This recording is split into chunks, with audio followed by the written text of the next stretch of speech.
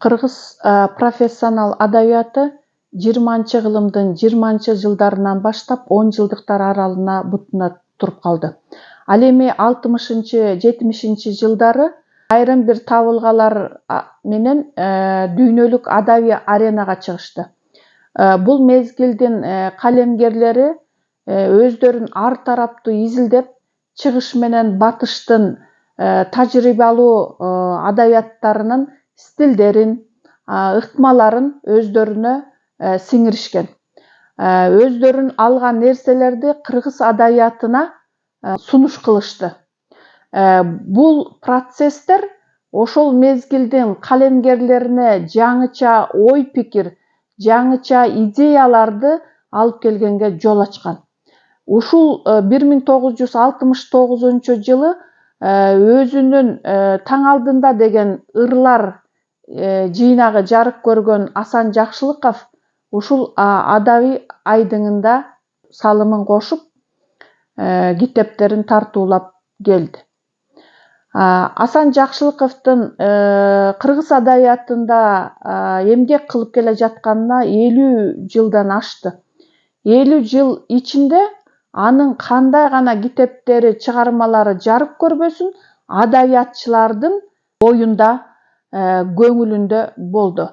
Анын чыгармачылыгына Кеңешбек Асаналиев, Абдыложан Акматалиев, Айда Эгембердиева, Артыкбаев, Лайли Үкүбаева сындуу окумуштуулар, изилдөөчүлөр, мыкты адабиятчылар ага чыгармачылыгына өздөрүнүн пикирлерин айтып келе жатышат.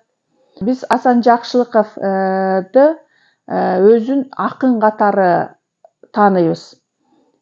Биз бала кезде Асан Жакшылыковдун сөзүнө жазылган Роза гүлү, Таалайым ай таалайым деп Айчүрөк Иманалиева, Алина Жетигенова аткарып келген ырлары аркылуу биз Жакшылыковду тааныганбыз. Жакшылыковдун адабияттагы орду акын катары башталып, кийин өзүнүн чыгармачылыгын ал прозадан дагы өзүн сынады. Анын 40тан ашык аңгемеси, эссе публистикалары жарык көрдү. Асан агайды биз эссеник акын катары, аны драматург катары, эссеист катары, публицист катары, илимпоз катары жана манас таануучу катары коомчулук билебиз. Анын 100дөн ашык обондурлары, романстары бар жана аны аткаруучулар ийине жеткире аткарып жүрүшөт азыркыга чейин. Комустун коштоосунда дагы ырлары жаңырып жүрөт. Эми биз Асан агайдын жана окумуштуулардан баштап карапайым окурмандарга чейин айтылган пикирлер 2005 жылы Асан Чакырык деген китепке чогултулуп, ошол 2005 жылы жарык көргөн.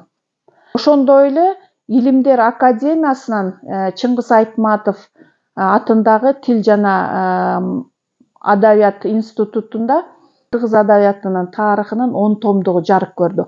Ошонун 8-томунда Асан Жакшылыковдун чыгармачылыгы жана азыркы адабияттын портрети катары орун алган.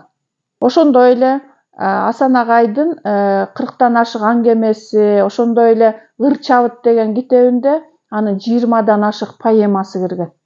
Абдан мыкты жазылган поэмалар кирген. 1999 жылы 5 томдук китеби чыккан. Ырлары, орус тилинде которулган ырлары, котормолору, маектери, ошондой эле бүт аңгеме публицикалары жарык көргөн 5 томдугу 1999 жылы чыкты. Ал эми азыркы убакта ошо 20 томдук кылып басмаканага даярдалып атат.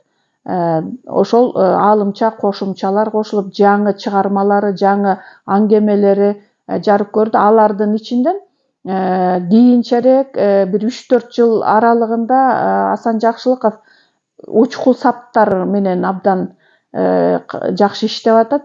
Учкул саптар деп калп айтпасам 2020 жылдары жарык көргөн ал китеби. Окурмандар окуп таанышып атат. Анан агай байма-бай ушул Facebook'тагы аккаунтунда окурмандар менен дайыма ушул учкул саптарын жарыялап элдер менен талкуу жүргүзүп келе жатат. Эми ар бир эле жазуучу, мейли таанымал адам болсун, акын болсун, ал саясатчы болсун, ал мыкты лидер болсун, ал кантип бул чөйрөгө келип калды деп баарыбыз кызыгабыз. Ошондой эле Асан Жакшылыковдун дагы өзүнүн төрөлгөн кичим экени тууралуу кыскача айтып кетели. Анткени негизи балалык ошо үй бүлө ушул чыгармачылыгынын түптөлүшүнө алып келет эмеспи. Асан Жакшылыков 1949-жылы Нарын өрөөнүндө Миңбулак деген айыл бар. Ошол жерде жарык дүйнөгө келген 6-октябрда. Атасы Жакшылык Мурап болуп ошол айылда суунун башчысы деп коет, Мурап деген. Ошол кызмат кылган экен. Негизинен атасы аябай сөзмөр, куюлуштуруп сүйлөгөн киши болгон экен.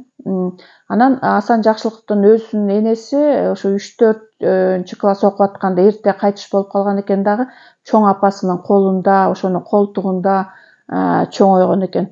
Апасы дагы аябай сөзмөр, жылуу мамиле кылган, ошол акынды тарбиялап өстүргөн экен. Ошол кезде китеп окуп берип, жомокторду айтып берип өскөн экен. Класс жетекчиси, мектептеги мугалими, адабият мугалими Заркунов деген агай өзү айтып берет сөзүндө. Ушул мектепте окуп жүргөндө дейт, жанагы Тыныбек Манасчынын айылы болуп атпайбы? Улуу Манасчы бар. Ошонун небереси азыр Табылды Актанов деп билесиздер баарыңыздар. Ошол киши экөө бир класста окуйт. Анан булар ошо 8-класс курагында биз ыр жыйнагын чыгарат элек деп ошо Заркунов агайга чуркап барып өзүнүн ырларын көрсөтүп кагаз бетине түшүргөн, альманах чыгарабыз деген ниетте агай менен кеңешишет экен. Анан ал агай айтат, ошол кезде эле бул акындын чыгармачылыгы, ыр жазып жүргөн өзүнүн даремети ушул мектеп кезинде эле ойгонгон деп.